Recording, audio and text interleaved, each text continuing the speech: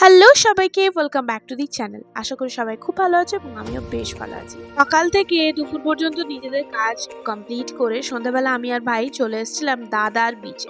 ওই যে দূরে যে লাইটের লম্বা রাস্তাটা দেখছো, ওটা হচ্ছে একটা ব্রিজ, যেটা নরেন্দ্র মোদী নতুন তৈরি করলো। সেটা ওখানে যাতায়াত করতে গেলে নাকি শুনলাম 200 টাকা করে চার্জেস লাগে। মানে যতটা সম্ভব ওখানে টোল ট্যাক্স বসানো রয়েছে, আর যে ট্যাক্সটা কাটা হয় শুধু মেনটেনেন্স ফিজ হিসেবে। আর এই দাদার বিচের সামনেই একটা খুব সুন্দর ঘোরার একটা জায়গা রয়েছে, একটা ওয়াকিং ব্রিজ রয়েছে, যেটা সমুদ্রের বেশ কিছুটা অংশ জুড়ে। তো চলো ওটারও সামনে যাই, এবং ওখানে একদম সামনে থেকে দেখলে কিন্তু পুরো সমুদ্রকে এত সুন্দর দেখতে লাগছিল।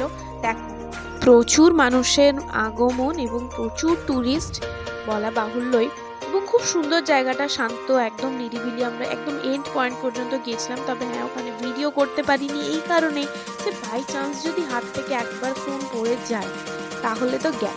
যাই হোক, কালকে আবার আসবো। ভিডিওটা ভালো লাগলে লাইক করো, প্রত্যেকদিন ভিডিও দেখলে লাইক করো।